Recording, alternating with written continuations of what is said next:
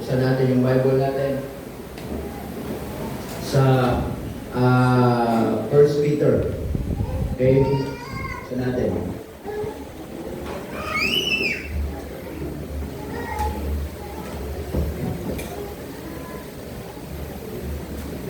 Second Peter pala. Second Peter. In Second Peter, chapter 3.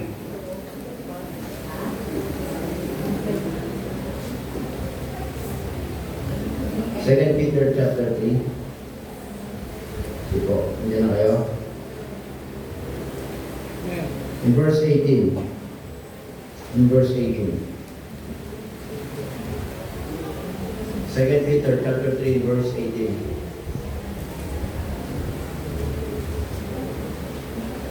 Okay, sabi po dito ni Apostle Pedro, ni Apostle Peter, in verse 18. Po, nandiyan na kayo? Yes. Okay. Ang sabi diyan, basahin nga po natin ng sabay-sabay. In 2 Peter chapter 3, verse 18, ready, begin. But grow in the knowledge of our Lord and Savior Jesus Christ, to Him be glory both now and forever. Amen. Okay? It says, but grow in grace. Tayo po muna manalangin. Panginoon, salamat po ng marami sa umagang ito, and help us, Lord, as we study your precious word. And we pray that you give us wisdom that we need, and speaks to us, Panginoon, at matuto kami sa iyong mga salita, especially sa aming pag-aaralan. Ito'y bahagi, Panginoon, for us na lumago sa aming pong buhay pananampalataya. Pagpalain po kami ngayong umaga sa pangalan ni Jesus. Amen. Okay? Now, sabi ni Peter dyan in verse 18, sabi ng Bible dyan, but grow in grace. Amen? So, napakahalaga na tayo po ay yung tinatawag nating paglago. Diba? Paglago. Halimbawa, sa isang negosyo, ayaw natin na kung tayo ay magkakapital o magkakaroon ng ang tawag dito ay puhunan, ay ayaw natin na malulugi tayo. Di ko ba? Ang gusto natin, kapag naglabas tayo ng capital, ang goal natin, yung capital na yon, tutubo yun. Tama? Tutubo yun kasi bakit ka nag-business kung palugi ka naman? Huwag ka na mag-business. Tama? Huwag ka na mag-business. Kung makikita mo, yung marketing mo o yung business mo ay padaw ng padaw, pababa ng pababa, walang tubong na kukuha, it means you better stop kasi walang nangyayari. Tama po ba mga kapatid? Kasi kapag pinagpatuloy mo yung ganyan ng sistema, pati puhunan mo, pati capital mo, mawawala. Okay? Pero kapag nakikita mong lumalago, ibig sabihin, good yun, itutuloy mo. So the point is this, wala pong nagdinegosyo, ang isip nila, malugi sila. Siyempre, ang gusto nila, kahit mamuhunan sila, ang goal nila, mag-increase po yun. Ibig sabihin, lumago. Tama po ba mga kapatid? Lumago. At ganun din po sa buhay natin, pananampalataya, God wants us to grow. Amen? Na ito ay napaka-importante yung salitang paglago. Tama? Sa ating pong buhay Kristyano, merong tinatawag na justification, yung tayo ay tumanggap kay Jesus bilang Panginoon sariling tagapagligtas. We are justified because of the Lord Jesus Christ. Yung ginawa ng Panginoon sa krus ng Kalbaryo, yun yung naging reason ng Diyos para tayo ngayon sa harapan ng Diyos, tayo po ay matuwid. Kumbaga, wala na tayong kasalanan.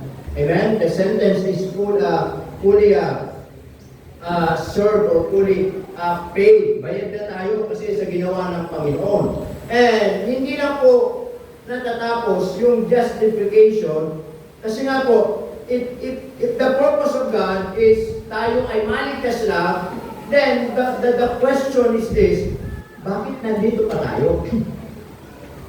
Tama ba ulit? If the purpose of God in my life is iligtas lang ako, then bakit pa ako buhay? Anong gagawin ko ngayon kung ako'y niligtas na ng Diyos? Ako'y maghihintay na lamang ba ng kamatayan? Ako'y wala na bang gagawin? O hintayin ko na lamang ba ang pagbabalik ng Panginoon? Total naman, ligtas na ako. Pero, hindi pa po doon natatapos ang buhay ng isang Kristiyano. On the first place, that is the first thing na kailangan mangyari sa tao ay maligtas. Amen mga kapatid? Then after justification, then the next thing, we call it sanctification. Yung sanctification, ito naman po yung proseso sa buhay ng tao na habang nabubuhay pa po siya, kailangan niyang matuto, kailangan niyang lumago, kailangan niyang magkaroon ng kaalaman sa salita ng Diyos. Amen mga kapatid? Kaya nga in the book of Thessalonians, ang sabi ng Panginoon, bakit sa pagbabalik ng Diyos, ay masumpungan tayong without blemish and without spot. It means, masumpungan tayo ng Diyos na lumalago at hindi lumalayo. Amen mga kapatid? Now, bakit sinabi ni Apostle Peter in verse 18, sabi niya, but grow. Dahil napaka-importante ng salitang grow yung paglago. Amen? Halimbawa, pag nagtanim tayo ng halaman, nagsisimula yan sa binhi. At, syempre, bakit tayo nagtanim halimbawa ng okra, ng buto ng okra? Because we are expecting someday, in the right time, in the right harvest, magbubunga yung okra na yun at pakikinabangan natin. Pero the point is this, what if magtanim ka ng bunga o magtanim ka ng buto, any kinds of vegetables, okra man yan o talong man yan, and then, yung buto na yun, pabayaan mo, hindi mo didiligan, basta binaw mo lang, do you think magbubunga yun ng maayos? Baka kahit hindi na dumating sa buto magbunga yun eh. Baka makita mo umusbong yun, at the end, makita mo lalanggamin, kakainin ng mga damong ligaw. Kaya nga, di ba, yung mga nagtatanim, inaalagaan talaga nila. Di ba? Inaalis yung mga damo dun sa paligid kasi inaagawan yun ng sustansya. Tama? Hanggat maaari, binubungkal ng maayos o nilalagay ng abono para to make sure na yung tinanim nila ay tutubo ng maayos, lalago. Tama? And then, kapag umusbong yung okra na yun, hindi mo pwedeng diligyan nyo ng maraming tubig. Hindi kakayanin yung stem. Nanantin nyo? Hindi pwedeng, ganun kalaki yung okra, umusbong na, at sasabihin niya, para madaling tumubo, para madaling magbunga, buhusan mo ng isang tabo. Mababali yun. Kaya nga yung iba, ang ginagawa nila sa pagdilig, dahan-dahan lang. Tama mga kulit? Yung iba, nagbubutas ng mga lata, o basta para pag diligan yung tubig, hindi solid yung bagsak, kundi yung iwa-iwala, parang tumama man dun sa okra na yun, yung sa stem ng okra na yun, hindi siya basta mababali, kasi yun yung kaya niya. Tama din. Kapag lumalaki yun, pwede mo nang buhusan ng isang tabo.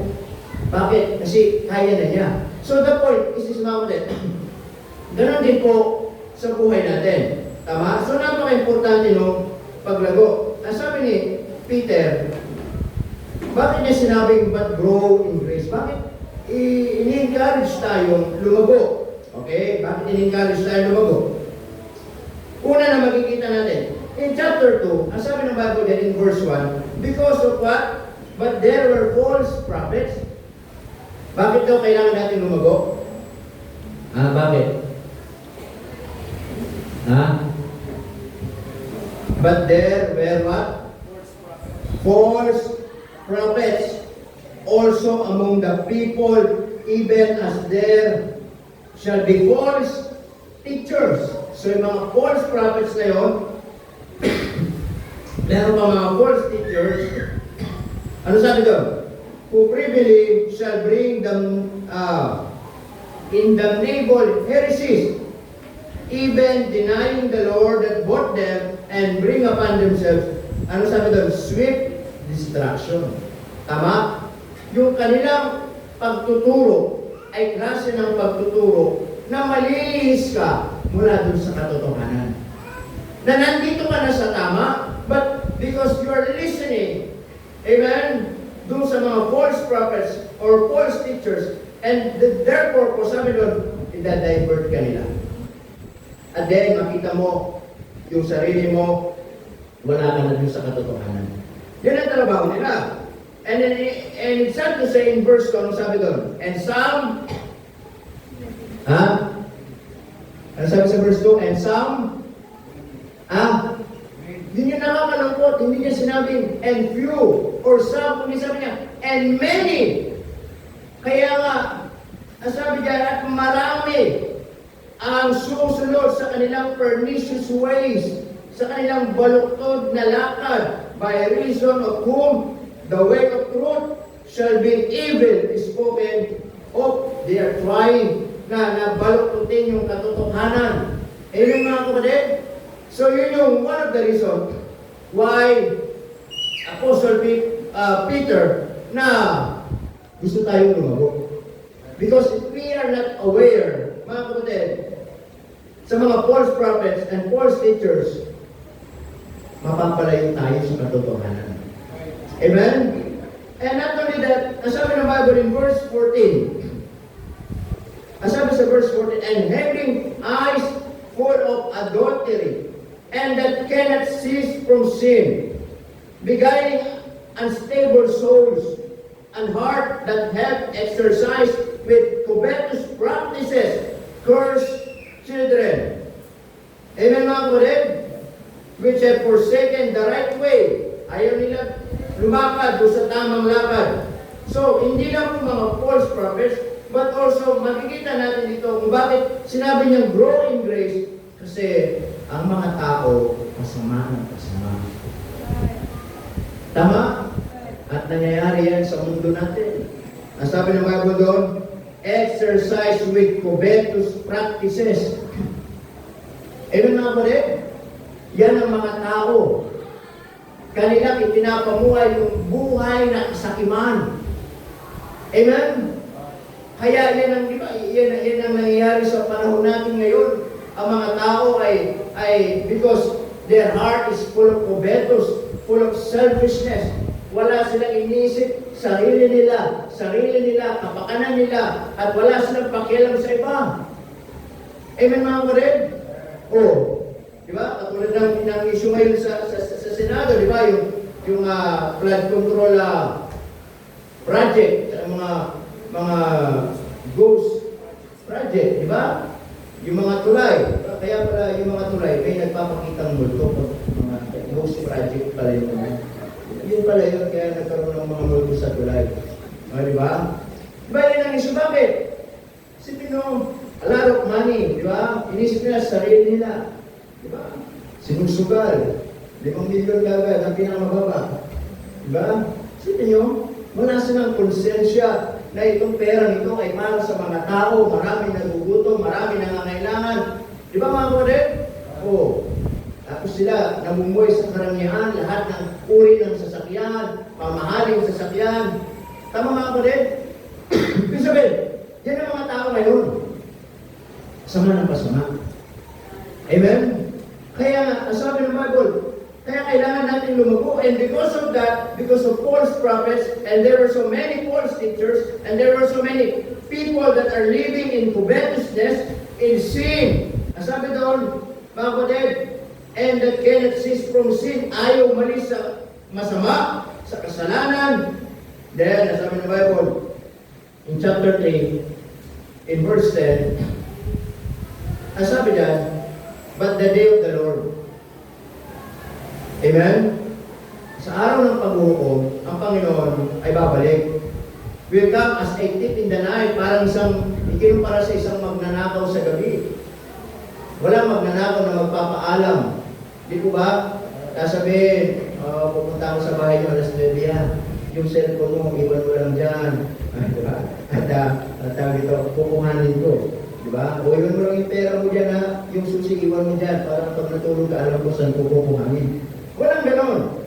Diba? Especially, yung mga magnanakaw, dumarating sila kapag lahat, to make sure, tulog na yung mga tao, wala nang maingay, lahat ay okay na, then dun sasamantalahin. Tama, mga kapatid? So, sabihin, kinumpara ang Panginoon sa kanyang pagbabalik sa isang magnanakaw na wala nakakaalam. na hindi natin alam kailan babalik ang Panginoon. At sa kanyang pagbabalik, sabi niya, in the which the heavens shall pass away with a great noise, and the elements, lahat ng mga bagay dito sa mundong ibabaw, shall melt, amen, matutunaw, with fervent heat, sa sobrang init.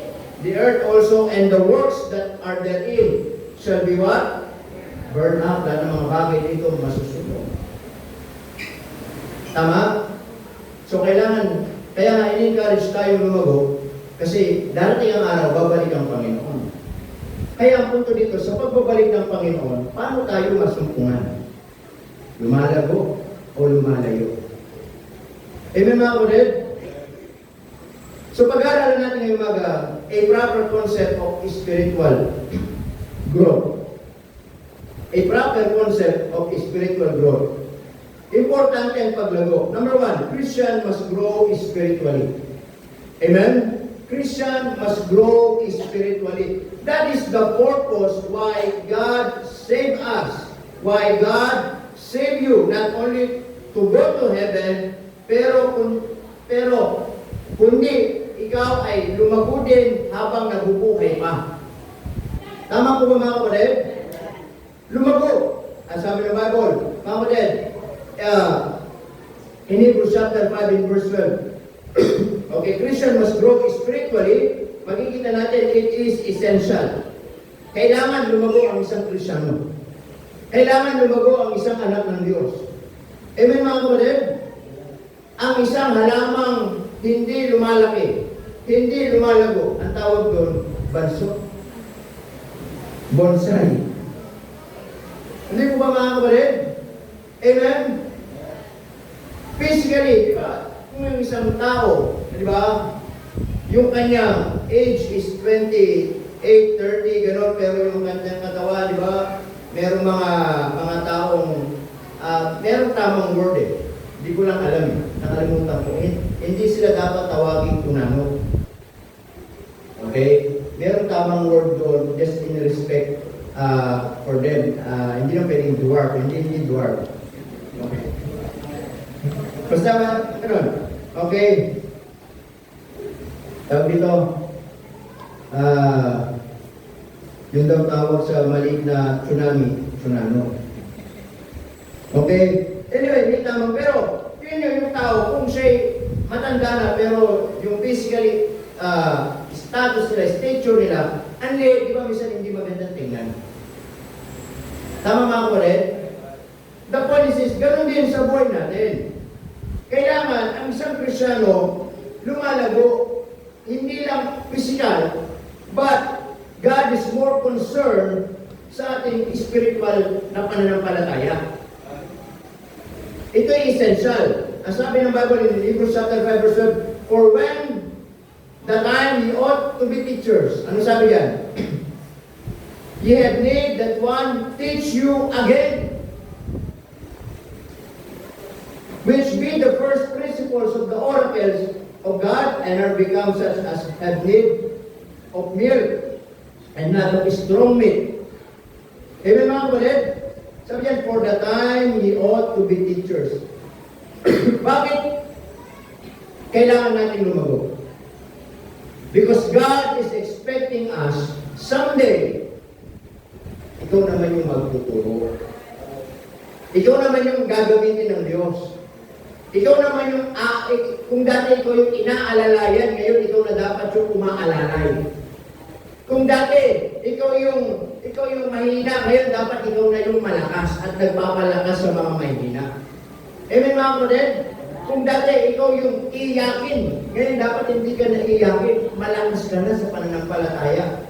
Kung dati ikaw yung masyadong sensitibo, ngayon hindi ka na dapat sensitibo, malakas ka na sa pananampalataya. Bakit? Lumalago. Amen? Kaya sabi, for the time you ought to be teachers, yet need that one teach you again. Kaya ang problema, sometimes God is expecting us na to become a teacher someday in our spiritual life, pero minsan, ang tagal-tagal na nating Kristiyano, tinuturuan pa din tayo. Amen mga kapatid? Kaya sabi ng Bible dyan, mga kapatid, It is essential. Importante. Mahalaga. Kailangan. At dapat lumago ang isang Kristyano. Amen mga kapatid? Kaya nga, like ko sinasabi, huwag tayong papayag o huwag kang papayag na yes, every Sunday nandito ka, pero kung papayag na nagsisimba ka, pero wala kang natututunan. Huwag kang papayag, nandito ka physically, pero mentally absent yung isip mo. Huwag kang papayag, nakakapakinig ka ng preaching, pero pag gumiyong wala kang natutunan. Hindi tayo lalago kapag ganun. Kailangan, when we go to church, kailangan, our focus, our goal is meron tayong matutunan sa salita ng Diyos. And then, whatever preached behind this pulpit, kailangan, i-goal mo sa buhay mo, meron akong matutunan sa buhay ko. Tama mga kapatid? Okay, minsan, hindi tayo matututo kapag, mga kapatid, hindi pa tapos yung nangangaral sa isip mo, tagal naman yung pastor mag-preach. Hindi ba mga kapatid? Hindi ba, nakakantok naman mag-preach si pastor? Minsan naghanap tayo ng reason para hindi tayo matuto. Pero bakit minsan sa mga walang kwentang bagay, kahit magdamag, hindi ka inantok. Kahit minsan sa mga pinapakinggan natin, kahit mga walang kwentang hindi tayo nabuboring. Tama mga kapatid? Tama? Na kahit minsan, pag nasa church tayo, yung isip natin, ang tagal naman ng oras, dapat alas 12 na. Pero pag nasa mga walang kwenta-kwenta tayong lugar, mga kapatid, gusto natin, sana extend pa. Paano tayo lalago? It is essential. Not only it is essential, but also it is evidential. Kailangan, hindi lang ito importante, kailangan ito din ay merong kahayagan o merong nakikita sa buhay natin yung paglago. Amen? Merong ebidensya na lumalago tayo. Ang sabi ng Bible in 1 Corinthians chapter 13, verse 11, when I was a child, I spake as a child. I understood as a child. I thought as a child. But when I became a man, I put away childish things. Yes, when ikaw ay naligtas, mga kapatid, ang isang bata, maintindihan mo pag bata yan. Pero minsan kapag yung bata na yan, tumatanda na, pero isip bata pa din may problema. Tama mga kapatid? Amen po ba? Yung ang laki-laki na mga kapatid, binata na, tatabi pang matulog sa mga magulang. Hoy, malalaki na kayo, matulog kayo sa sarili ng kwarto. Ha? Tama? Ito tandaan ninyo. Yung mga anak nyo, pag lumaki na yan, huwag nyo nga yan matulog sa tabi mo yan. Patulogin yan sa kabilang kwarto na yung mga yan. Ha? Pag umapon na ng, yung mga anak namin, di namin pinapatulog sa tabi namin. May sarili silang bed, bakit? Pero malalaki na yung mga yan. Minsan nagiging ngayon para yung mag-asawa. Mga kapatid, nasisira yung magandang fellowship. Tama? Huwag nyo nga yan. Minsan kasi mga mag-asawa, busy. Minsan sa gabi na lang matutulog. Guguluhin pa ng mga anak. Tama mga kapatid? Malalaki na yung mga yan. Ayan, yung matulog yung mga sa mag-isa nila. Tama?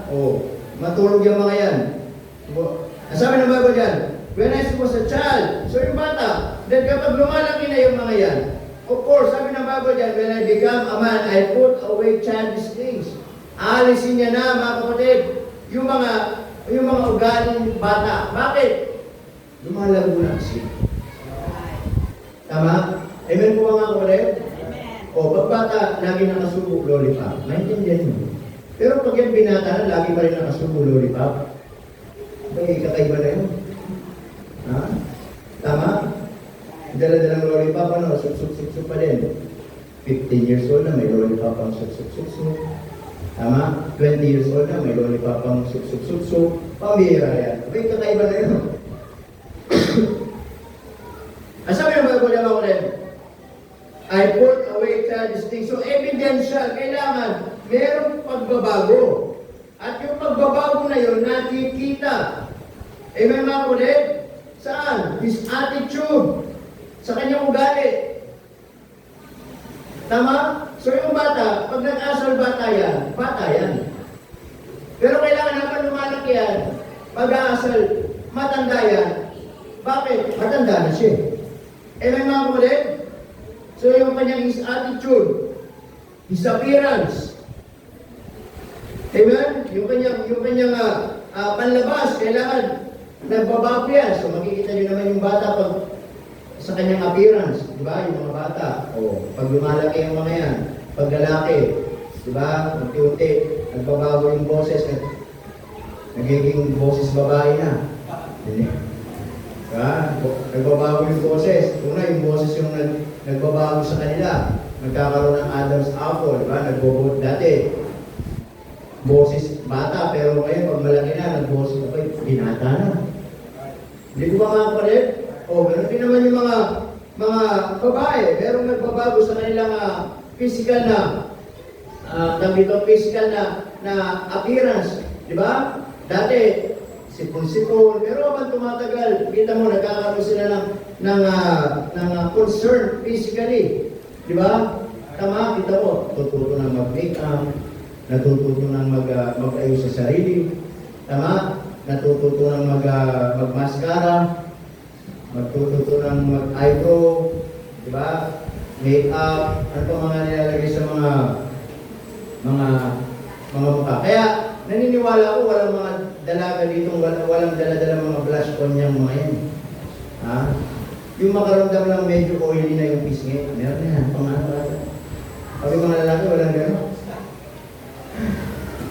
Tama mga kulit? Sabihin, nagbabago yung kanilang appearance. Amen? Physically.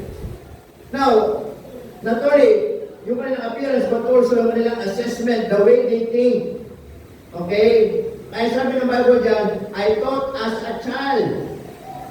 Kaya ako nag-aasal bata kasi ang isip ko, bata ako. Pero sabi niya, nung ako lumago na, nag-isip matanda na. Amen mga kapatid? Now, the point is this. Kailangan ng paglago nakikita sa buhay natin. Una, sa ating pong attitude. Kung dati ito yung ugali mo, dapat nagbabago yung ugali natin. Tama? Amen mga kapatid? Kung dati, mga kapatid, yun nga, masyado tayong sensitibo, kailangan i-overcome natin yun. It is a part of our growth. It is a part of our maturity. Ngayon, hindi ka na sensitibo. Tama? Kahit sabihan kang pango, huwag ka magalit.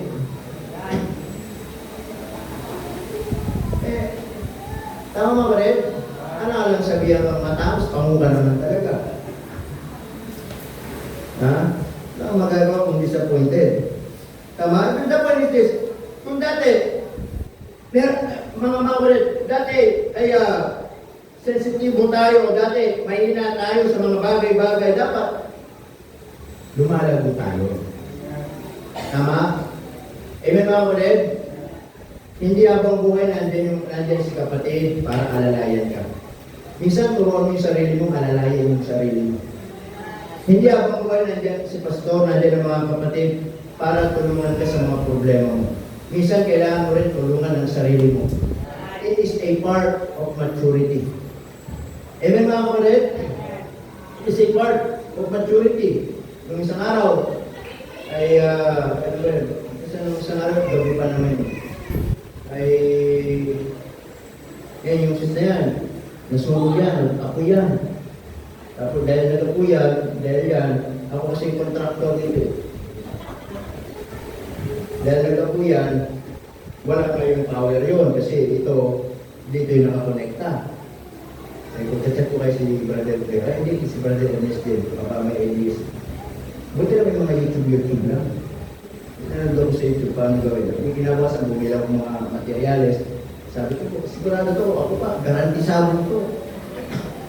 Sabi ni Mr. Anong gagawa? Ikaw? Ako. Sabi, sinusuksok lang yung mga yun. Kaya lang siya problema kung mali ka ng pagsuksok. Pag sinas mo yung breaker, sabog garantisado. Hindi na naman. Nag-aamoy usok. Tapos na, nasulog na. Tingog, tapos bigla, wala na rin. Naayos. The point is this, minsan hindi habang buhay nandiyan yung mga tao para sa atin. Sometimes, if we can learn by ourselves, let us do it. Tama? Lahat naman ng bagay, sabi nga, natututunan. Tama nga ko rin? Amen po ba? Ang pangit naman, ikaw, binata ka na, dalaga ka na, may naaway lang sa'yo, susumbong ka pa sa nanay mo. Ma, ganito yung inaaway ng mga klase ko. Pa, ito klase ko, nasarap ang pangit daw. Diba? Susumbong ka.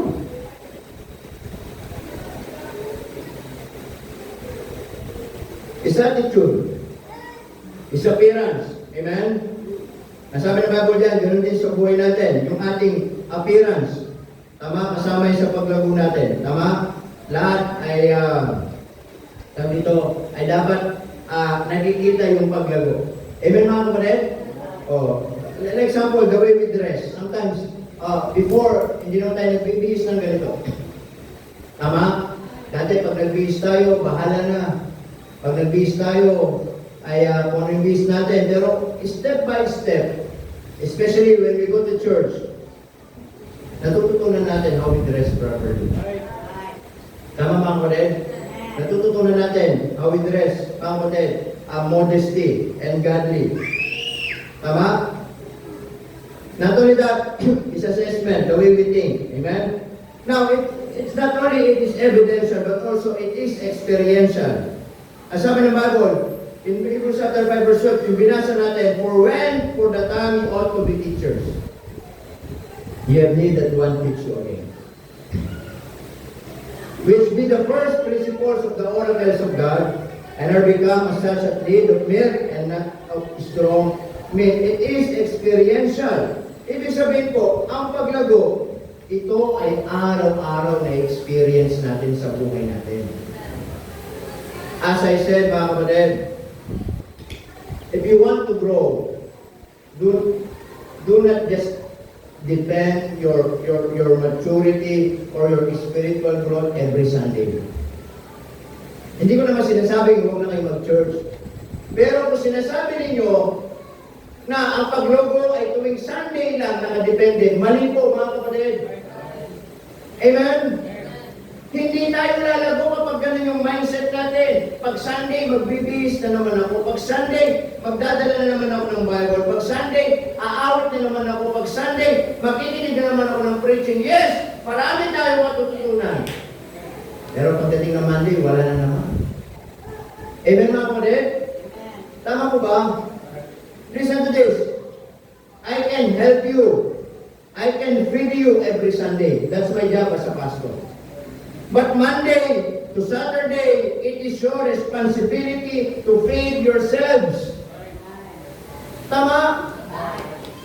Lagi, pakainin ninyo yung sarili ninyo. Ang hirap naman siguro kung araw-araw, di ba? Kailangan may magsasabi sa atin, kumain na. Eh kung malaki ka na, alam mo na kumain ka. Amen mga kapatid? Ganon din po sa buhay pananampalataya. Tama? Kaya ko kayong pakainin every Sunday, but it is not enough, that is not enough para lumago kayo. Hindi sapat yun para, mga kapatid, ay madala ko kayo doon sa level of maturity na kayo ay talagang malago na sa pananampalataya. Kailangan ang paglago, mga kapatid, it is experiential. Araw-araw, you have the Bible, you have the Word of God, you can feed yourself. Pakainin mo yung sarili mo. And I tell you, lalago ka sa pananampalataya. Amen mga kapatid? Kaya nga salamat po sa Diyos, meron tayong Bible. Salamat po sa Diyos, mga kapatid, we have the freedom or we have the privilege or the opportunity na bawat isa sa atin may kalayaan magdala ng Biblia. Kaya nga salamat sa church natin, meron tayong mga Bible. Amen? Kaya lang sinasabi, kung yung mga walang Bible, meron tayong Bible na pwedeng ipamigay. And it's for free. Walang bayad. Basta kailangan, magbasa ka. Basta kailangan, ingatan mo. Basta kailangan at pahalagahan mo. Bakit? Yan ay makakatulong sa iyo sa paglago. Amen mga kapatid? Make your time. Para kayo ay makakain ng salita ng Diyos. Amen? So it is experiential. Araw-araw. Kasi araw-araw iba naman tayo ng mga kinakaharap sa buhay. Araw-araw iba tayo ng mga pinagdadaanan. Pero yung araw-araw na yung experience natin ay magiging way yun para lumago tayo how to overcome them. Amen mga kapatid? You have the Word of God, may mga pangako ang Diyos, at pwede yung mga salita ng Diyos na experience mo personally, and on that situation, makikita mo na lumalago ka. Amen mga kapatid? It is experiential. So kailangan araw-araw. Not only Christian must grow spiritually, but number two, listen to this, grace must govern Christian growth. Kailangan na mangibabaw sa paglago natin yung biyaya ng Diyos. Kaya nga, ang sabi ni Apostle Pablo, but grow, ano sabi? In grace. Hindi sinabing, but grow by yourself, but grow kung ano yung way mo, kung ano yung pamamaraan mo, pero lagi niya sinasabi, but grow in grace. Amen? Kaya nga, napaka-importante, lalago tayo kung tayo magpapasakop sa biyaya ng Diyos. Grace must govern Christian growth. Makikita natin, grace tells us what to do in order to grow. Amen? Grace tells us what to do in order to grow. Yung biyaya ng Diyos, yun yung magdidikta sa atin paano tayo lalago. Kaya nga kung tayo lalago tayo sa sarili nating pamamaraan, hindi tayo lalago. Sisimba ka kung kailan mo gusto sumimba, lalago ka. Amen mga kapatid? Magtatapat ka kung kailan mo gusto magtatapat, lalago ka sa ganung sistema. Magbabasa ka ng Biblia kung kailan mo gusto magbasa, tingin nyo lalago tayo sa ganung sistema. Amen mga kapatid? Naunawaan po ninyo, kung nasa sa atin yung paraan at tayo nasusunod, kailan natin gusto magbasa, kailan natin gusto manalangin, kailan natin gusto mag-church, kailan natin gusto mag-involve, it is impossible for us to grow. Hindi tayo lalago sa ganung kaparaanan. For us to grow, we must submit at kailangan yung biyaya ng Diyos ay maunawaan ninyo na yun yung magsasabi sa atin ang mga dapat natin gawin para lumago. Ang paglago ay wala sa ating sariling paraan. Ang paglago ay nasa paraan din ng Diyos. Amen mga kapatid? Grace tells us what to do in order to grow. Not only that, grace takes us to where we should walk in order to grow. Amen mga kapatid? Hindi lang yung biyaya ang magsasabi sa atin para lalago. At kundi yung biyaya din, dadalhin tayo kung saan tayo nararapat na lumakad. Amen mga kapatid? Hindi tayo ilalayo ng biyaya ng Diyos sa Panginoon. Hindi tayo ilalayo ng biyaya ng Diyos sa tamang landas. The purpose of the grace of God is always lead us para lalo tayo maging closer sa Diyos. Para lalo tayo papalapit sa Diyos. Naunawa natin mga kapatid, yan lagi ang purpose ng biyaya ng Diyos ay dalhin tayo doon sa Panginoon. Amen mga kapatid? Kaya sabi ng Bible dyan, Ephesians chapter 2 verse 8, for by grace are ye saved through faith. Ano sabi? And that not of yourselves. Naunawa ninyo? Hindi sa inyong mga sarili. It is the gift of God, not of works, lest any man should boast. For we are workmanship created in Christ Jesus unto good works, which God had before ordained that we should walk in them. The point, mga kapatid, mga kaibigan, gusto natin lumago, hayaan natin yung biyaya ng Diyos ang magdala sa atin kung saan tayo nararapat. Amen? Ano sabi doon? Hindi sa ating mga sarili. Amen? Kasi kung sa ating sarili yung paglago, hindi tayo lalago. Alam niyo kung anong sakit ng mga Kristyano? Katamaran. Natandaan niyo yan. Maraming Kristyano tamad. Tamad magsimba. Pag sa ibang bagay, ang sipag. Tamad magbasa ng Bible. Pag sa ibang bagay, ang sipag. Tamad manalangin. Pag sa ibang bagay, ang sipag. Yan ang problema. Kung bakit hindi tayo lalago kapag sa sarili nating paraan. Bakit? Tamad tayo.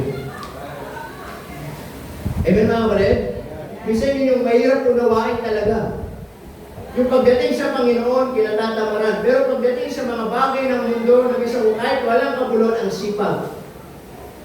Tapos nakakalungkot, gusto natin lumago. Amen? Kaya nga sabi ng Bible, yung grace ng Diyos, yung biyaya ng Diyos, yun yung magdadala sa atin kung saan tayo dapat nandoon. Amen? At hindi tayo dadalhin ng biyaya ng Diyos na ilalayo tayo sa Panginoon.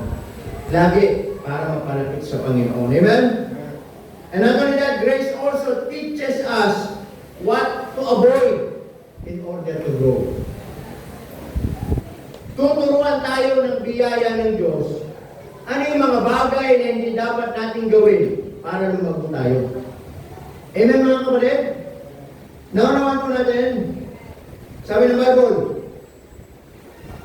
kapatid, in Titus chapter 2 verse 12, teaching us that denying ungodliness and worldly lust, we should live soberly, righteously, and godly in this present world.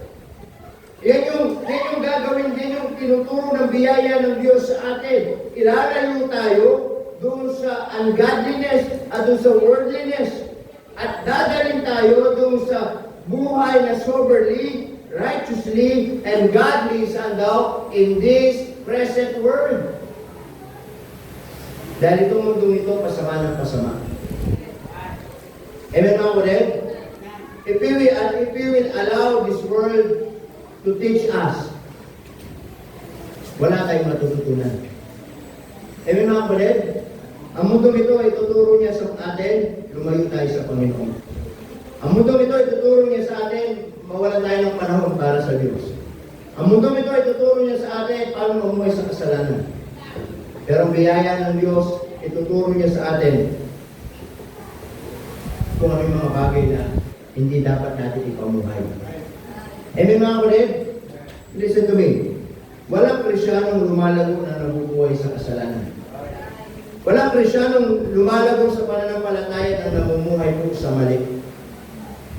Kailangan sa kalooban ng Diyos. Amen mga kapatid? Grace also teaches us how to live right in order to grow. Tuturuan tayo ng biyaya ng Diyos. Paano yung tamang pamumuhay. Ano sabi doon? Live soberly, live righteously, live godly. Amen? Yan yung ituturo ng Diyos sa atin. Number 3.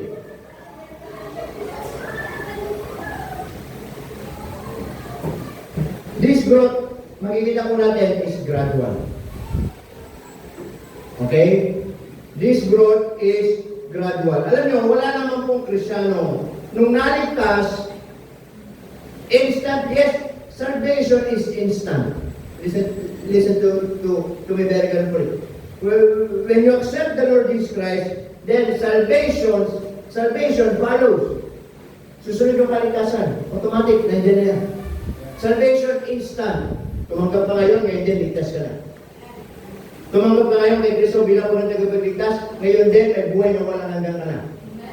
Tama? But, sanctification or to grow in the Lord, it is a process. Amen mga kapatid?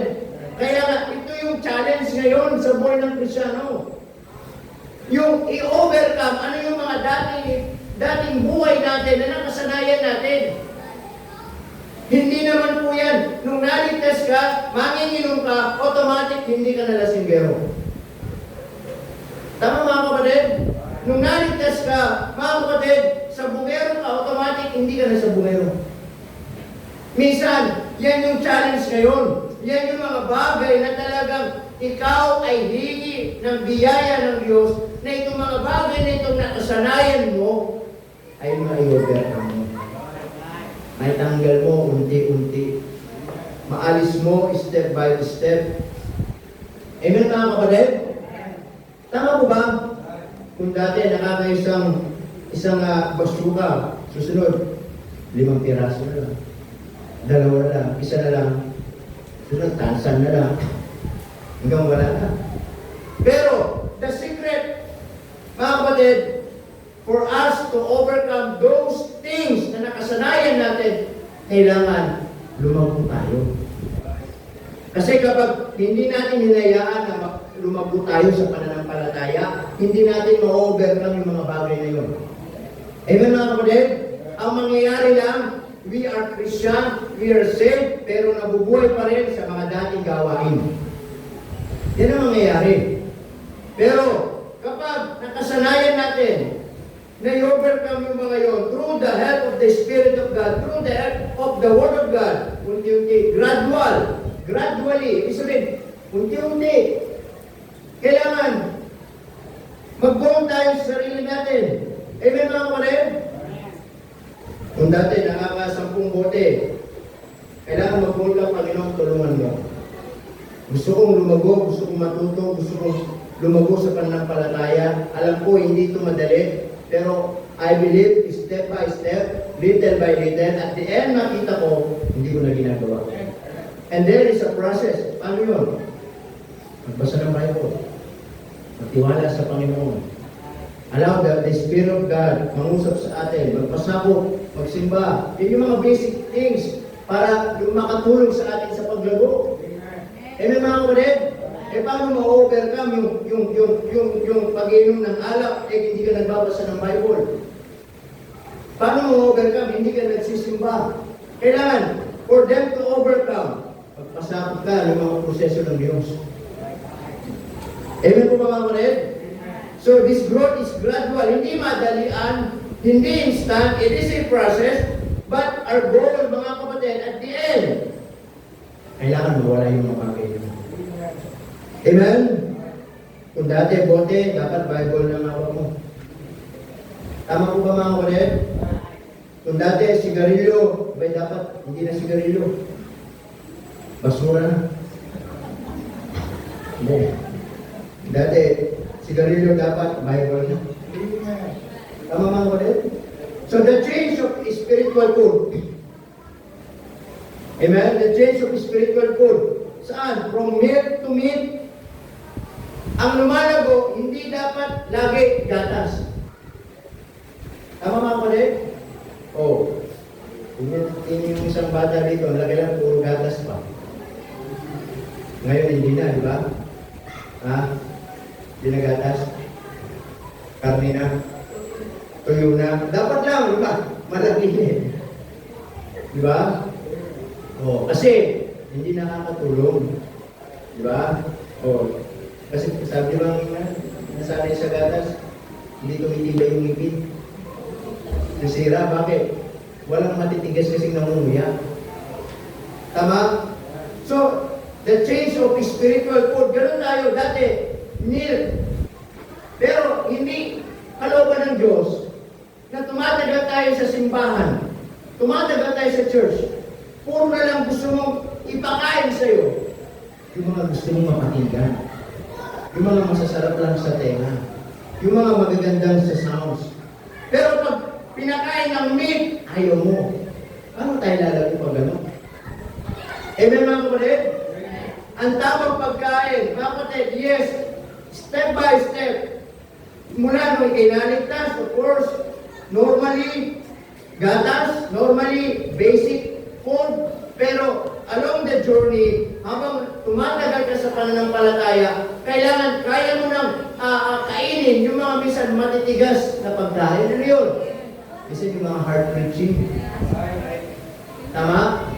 Minsan meron mga preaching. Alam niyo, hindi naman kailangan, hindi naman lagi dito sa pulpito, puro mga gusto niyo lang marinig. At lagi mo tinatandaan, mga kapatid, preaching is not for sale. Kung dito gusto niyo lang mapakinggan, gusto niyo lang i-preach ko, ano yung gusto niyo lang mapakinggan, magsilayas kayo rito. Walang ganun. Kung may mga ganung simbahan, problema nila yun. And I believe kapag ganun yung sistema, hindi lalab yung mga miyembro bayaran ng pastor. Tama? Pero dito, ang salita ng Diyos ay katotohanan. Ano sabi ng Bible in Hebrews chapter 4 and verse 12, it is like a sword na magkabila yung talim at kapag tumimo talaga sa puso ng tao, kahit sa kaibuturan ng kanyang puso, kahit masakit yan, bahala ka na. If you will take it positive, then praise the Lord. If you will take it negative, then problema mo yun. Hindi problema ng pastor, hindi problema ng salita ng Diyos. And I tell you, hindi ka lalago pag ganun. Tama? Amen po ba mga kapatid?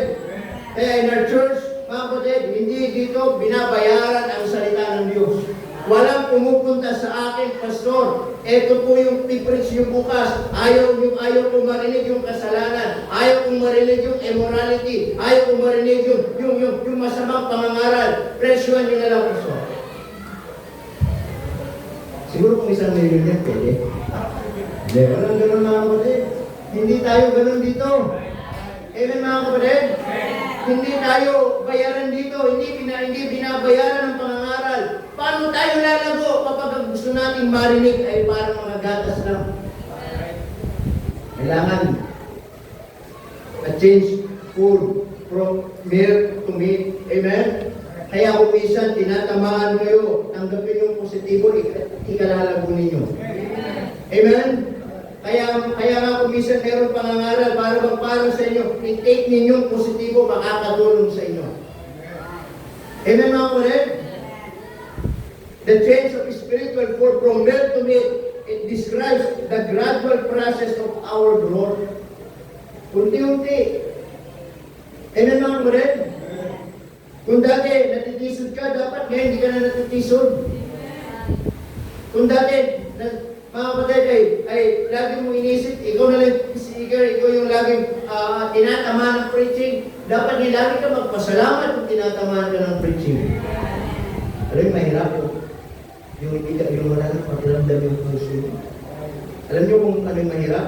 Yung kahit anong preaching, wala nang nangungusap sa'yo na sobrang tigas ng puso, yan ang nakakatakot. Amen mga kapatid? Not only the change of spiritual food, but also the capacity to absorb. The capacity to absorb the teachings of the Word of God is also one of the factors of this slow process. Amen? Kailangan lagi, yung katulad ng nabanggit kanina, meron mga pangangaral, marami ito lang yung kaya natin. Pero sana ba tumatagal, ipakita natin, natututo tayo. Amen mga kapatid? I-absorb natin yung salita ng Diyos kahit masakit yan. I-absorb natin kasi makakatulong sa atin yan. And lastly, not only the capacity to absorb but also the condition of the believers. Minsan, ang mga bakit minsan hindi tayo lumalago? Ito yung nagiging problema. Okay? Ano sabi ng Bible? In Hebrews chapter 5 and verse 11.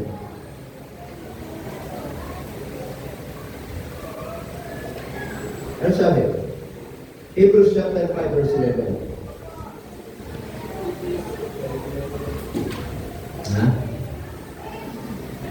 Of whom we have many things to say. Ang sabi diyan, ganon din dito. Of whom I have many things to say. Minsan, ang dami-dami ko nang itinuro. Ang dami-dami na nating napakinggan. Ang dami-dami nang ipinangaral dito. Pero ang problema, ang sabi ng Bible, and hard to be uttered. Seeing, ano sabi doon? Ye are, ano sabi? Dull of hearing. Yan yung problema ng mga minsan na hindi lumalago. Amen mga kapatid? Mga tingin. Mga nagbibingi-bingihan. Ayaw pakinggan ano yung pinapangaral. Amen mga kapatid? Na hindi mga may teka naman. Wala namang mga tulili. Tulili ba? Tutuli. Wala namang mga tutuli. Ang nilinis naman ng tenga. Kaya lang, pagdating sa salita ng Diyos, ayaw pakinggan. They're like a dull hearing. Para bang mga manika na kahit magsalita ka, walang naririnig. Kahit anong pangaral mo, wala silang pakialam. Kahit anong pangaral mo, wala silang naririnig na natututunan. Amen mga kapatid? Ganun yung manika eh. Ano ba nagiging manika tayo? Tama? And tanong, lalago ba tayo kapag gano'n? Kaya nga ang paglago, wala sa nangangaral eh. Nasa inyo. Amen mga kapatid? Laging sarado yung tenga. Kaya sabi niya, I have many things to say. Na ang dami ko pang dapat gustong sabihin. Ang dami ko pang dapat gustong ipaalala. Ang dami ko pang dapat ituro. Kaya lang ang problema, sarado naman tenga. Amen mga kapatid? Na nakakalungkot pag Christmas, ang bilis ng tenga. Andito pero alam ang balita doon. Alam yung ulam ng kapitbahay. Alam yung nangyari sa kapitbahay. Tama? Pero pagdating sa salita ng Diyos, sarado ang tenga. That is the condition of the believers. Amen? And it's also a factor for consistent growth. Gusto nating lumago, maging consistent sa paglago natin mga kapatid. Laging bukas ang tenga natin. Amen mga kapatid? Dapat, kung sinasabi natin Kristiyano tayo, sinasabi natin mananampalataya tayo mga kapatid, when it comes to the Word of God, lagi open ang ating pandinig. Amen? Pag merong nangangaral, we must be attentive. Lagi tayo makinig, lagi tayo makinig, lagi tayo makinig. Bakit? Kasi yung pinapangaral dito, pag pinakinggan ninyo ng mabuti, yan ay makakatulong sa paglago mo. Amen mga kapatid? Kaya nga, yung iba pag nakikinig talaga, natututo. Yung iba pag hindi nakikinig, hindi natututo. Kaya minsan kapag dumating yung mga problema, dumating yung mga pagsubok, dumating yung mga testings in life, yung mga nakikinig, alam nila anong gagawin nila. Yung mga hindi nakikinig, hindi alam anong gagawin nila. Ikinumpara yan sa isang 2 tao nagtayo ng bahay. Amen? Na yung isa tinawag na matalino, parehas na nakapakinig. Ang pinagkaiba, yung isa nakinig. Yung isa nakinig, hindi ginawa. Yung isa nakinig, ginawa. Amen mga kapatid? Nagtayo ng bahay. Ginawapundasyon yung bato, dumating yung bagyo, nanatili yung bahay. Yung isa, itinayo sa buhangin, dumating yung bagyo, nasira. Amen mga kapatid? Kaya po, ang paglago natin, nakadepende yung sa pakikinig natin ng tama at kung paano natin ito ipamuhay sa buhay natin. Amen?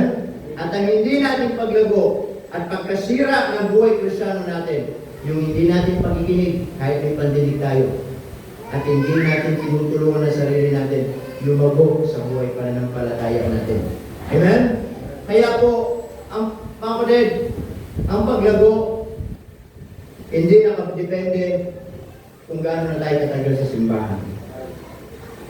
Ang paglago, hindi nakadepende kung ilang taon ka ng Kristiyano. Ang paglago, nakadepende sa araw-araw na pamumuhay mo sa harapan ng Diyos. Amen mga kapatid? As I said, I can help you, I can feed you every Sunday, every Wednesday, but for you to grow more, pakainin mo yung sarili mo. Tulungan mo yung sarili mo. Sa araw-araw mong buhay, tulungan mo na lumago ka sa pananampalataya. Amen mga kapatid? Kaya po ngayong umaga, kumusta po ang ating paglago sa Panginoon? Kumusta ang ating buhay pananampalataya? If we will range it 1 to 10, ikaw, sa tingin mo, ilang level ka na sa buhay Kristiyano? 1, 2, 3, 4, 5, 6, 7, 8, 9, 10. Ikaw lang nakakaalam. Pero listen to this. Hindi pa ulit lang. Amen mga kapatid? Kung halimbawa, number 3 lang yung level ng paglago mo, hindi pa ulit lang. Amen? Pwede mong gawin 4. Susunod, pwede mong gawin 5. Susunod, pwede mong gawin 6. The point is this, ang paglago, it is up to you. Kung ayaw mo matuto, mahala ka. Kung gusto mo matuto lumago, lalago ka sa Panginoon. Amen? Kaya po ngayong umaga, kumusta ang ating pananampalataya? Are we growing? Are we maturing? Tayo lumalago ba? Kung hindi man, hindi pa po ulit lahat.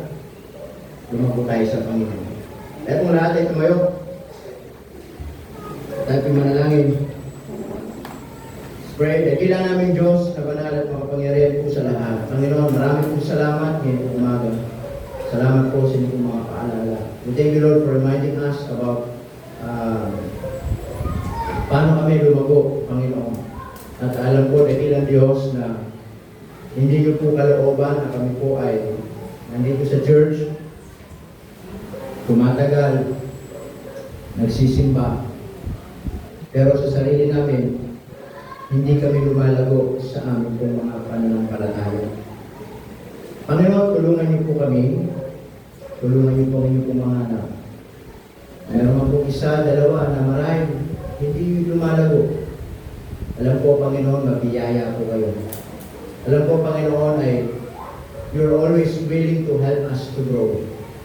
At kung kayo marahil ay lumalago, ipagpatuloy niyo yan. Hindi para magpagalingan, kundi para masumpungan tayo pagdating ng Panginoong Jesucristo na lumalago tayo sa ating pong pananampalataya. Ang ating mga ulo, nakatungo, mga mata nakatikit, marahil ang salita ng Diyos, nangusap sa atin ngayong umaga, and we wanna, maybe you wanna come forward, manalangin sa Diyos. Marahil gusto mong panalangin na Panginoon, gusto kong lumago. Panginoon, patawarin niyo po ako sa mga pagkukulang ko na maraming panahon na nasayang ko. Ayaw ko, Panginoon, na ako po ay tumatagal sa church every Sunday. Yes, maybe I am present, but spiritually absent, mentally absent. Kaya minsan, parang ang tagal-tagal ko na sa church, tumatagal ako sa simbahan, pero bakit gano'n? Wala pa rin ako natututunan. Parang hindi pa rin ako lumalago. Kapatid, magbiyaya ang Diyos. Nais ng Diyos na lagi kang tulungan, samahan, at lumago sa iyong pananampalataya. Nakakatuwa kung tayo man ay sama-samang lumago sa ating pananampalataya, tayo ay magkakaroon ng isang iglesyang matatag, matibay. Ano man ang unos at dumating, mananatili tayong nakatayo. Hanggang dumating ang kamatayan o ang Panginoong Jesucristo, masumpungan tayo, malago at lumalago. Kung yan ang panalangin mo, lumikam. Pwede ka lumapit sa unahan. Amen. Manalangin sa Diyos ngayong umaga. Natulungan ka sa iyong pananampalataya. Na lumago sa iyong pananampalataya. Na lumago sa iyong spiritual na buhay.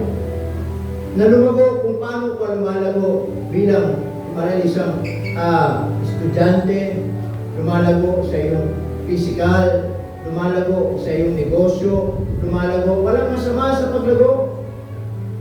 Pero sana pinaka-concern din natin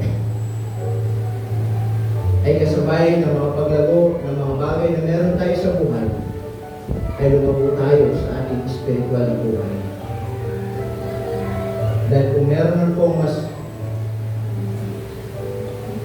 hinahanap ang Diyos sa atin at kailangan na lumago sa atin, ay ang ating pananampalataya.